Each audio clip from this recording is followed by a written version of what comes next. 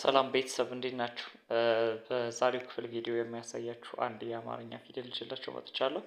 እሷም የደ ቤት ናት ማለት ነው። እንግዲህ በባለፈው የገ፣ የጠ፣ የጨ ፊደላቱን አይተን በእነሱም ቃላቶችን መስርተን ተለያይተን ነበር። ዛሬ ማሳያችሁ ደግሞ የደ ቤት ናት ማለት ነው። ስለዚህ እሷን በቅርጽም በድምጽም የማሳያችሁ ይሆናል። በትኩረት እንድትከታተሉ ጋብዛችኋለሁ። ተመልከቱ እዚህ ጋር ደ ቅርጻቸው ምን እንደሚመስሉ በደንብ እዩዋቸው። ከዚህ ጋር የምታያቸው ሁለቱም ደ አጻጻፋቸው እንዲህ ይጻፋሉ የሚሉትን እየለያቸው ደ፣ ዱ፣ ዲ፣ ዳ፣ ዴ፣ ድ፣ ዶ። ስለዚህ የደ ሰባቱም ዝርያዎች እነዚህ ናቸው። ይኸው ደ፣ ዱ፣ ዲ፣ ዳ፣ ዴ፣ ድ፣ ዶ።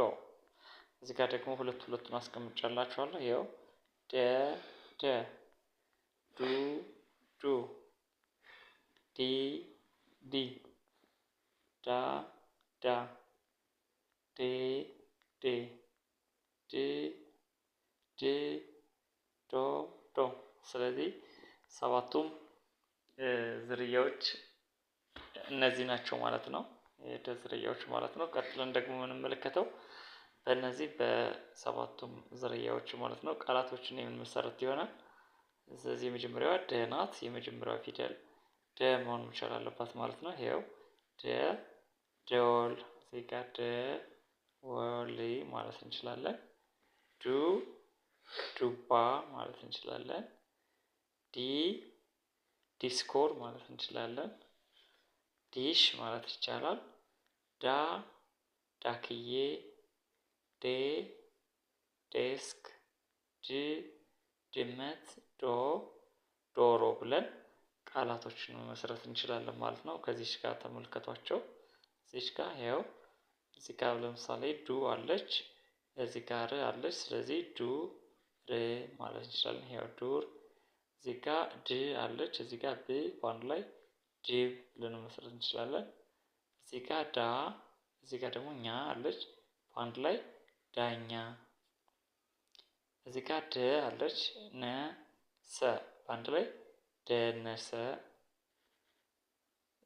ማለት እንችላለን ማለት ነው። ስለዚህ እነዚህ በደ ቤቶች የመሰረት ናቸው ቃላቶች ናቸው ማለት ነው። ይሄው በዶ ለምሳሌ ዶሮ፣ ዶቃ፣ ዶግማ፣ ዶማ የመሳሰሉ ቃላቶችን መስራት እንችላለን። እናንተም የራሳችሁን ቃላቶች እንድትመሰርቱ ጋብዛችኋለሁ።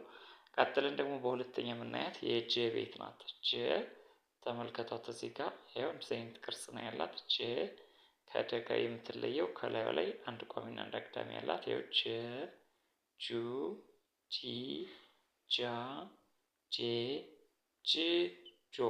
ሰባቱም ዝርያዎች እኔ ናቸው።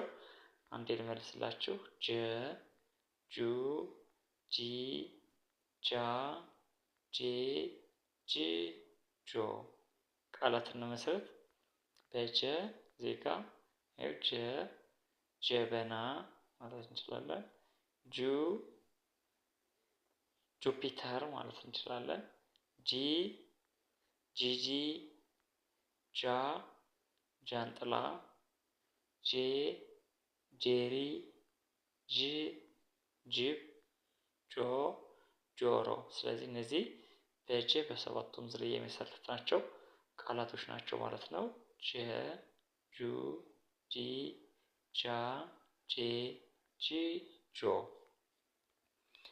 ኦኬ እዚህ ጋር የመሰረትኳቸውን ቃላቶች ላስታውሳችሁ። ይኸው ጂ በጂ ጂብ፣ በጀ ጀጅ፣ በጂ በጄ ልጄ ብለን መሰረት እንችላለን ማለት ነው። ስለዚህ እነዚህ በየደና የጀ ሰባቱም ዝርያዎች ናቸው ማለት ነው። በቀጣይ ክፍል ቪዲዮ በሌላ እንገናኛለን። በቀጥታ በኦንላይን መማር የምትፈልጉ ካላችሁ ከታች ባለው የስልክ አድራሻ ደውሉ። ቪዲዮን ከወደዳችሁት ላይክ አድርጉ። የሚስተካከል ነገር አለው ብላችሁ ካሰባችሁ ኮመንት ቦታ ላይ ጻፉልኝ። በየቀኑ የምሰራቸው ቪዲዮዎች እንዲደርሷችሁ ከፈለጋችሁ ደግሞ ቻናሉን ሰብስክራይብ በማድረግ ቤተሰብ ሁኑ። በቀጣይ ክፍል ቪዲዮ እስከምንገናኝ ሰላም።